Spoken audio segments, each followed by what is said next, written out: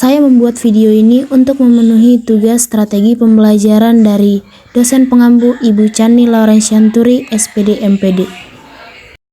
Jadi di sini saya akan memaparkan materi strategi pembelajaran berbasis website atau ICT, Information Communication and Technology, yang dimana saya mengambil tema mengidentifikasi dan mengatasi polusi udara dengan strategi belajar berbasis ICT.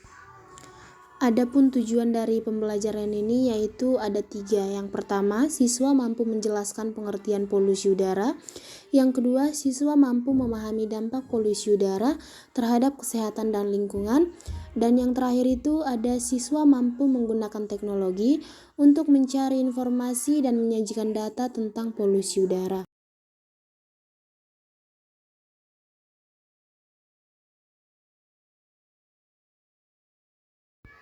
Nah, untuk lebih paham mengenai identifikasi polusi udara di lingkungan sekitar, mari kita saksikan video ini.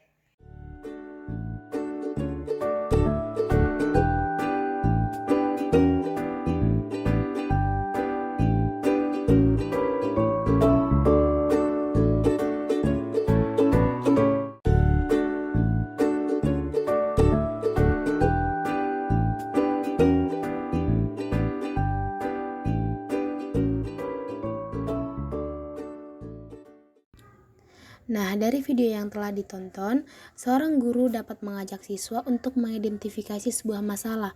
Contohnya seperti yang pertama. Dari video tersebut, siswa diminta untuk mengidentifikasi dan memahami apa itu polusi udara, dampaknya, serta solusi mengatasi polusi udara.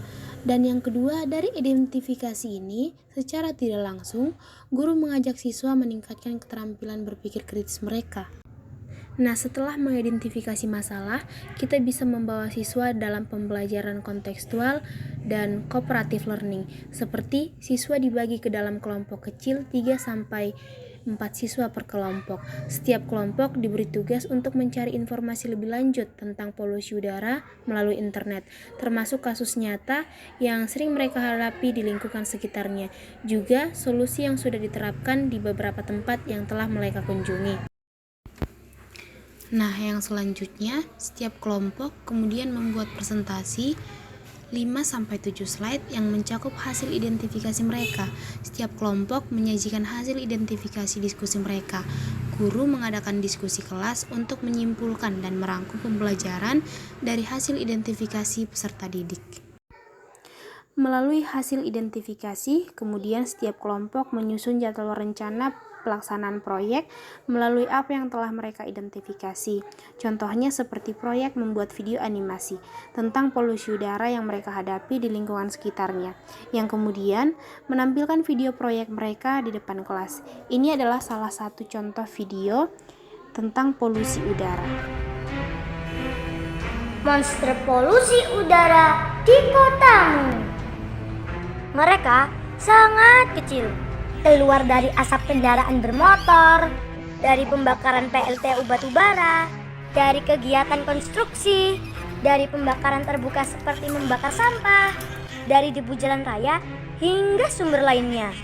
Komposisinya naik turun bergantung musim. Merekalah yang menyebabkan kotamu seolah diselimuti kabut. Padahal itu polusi udara.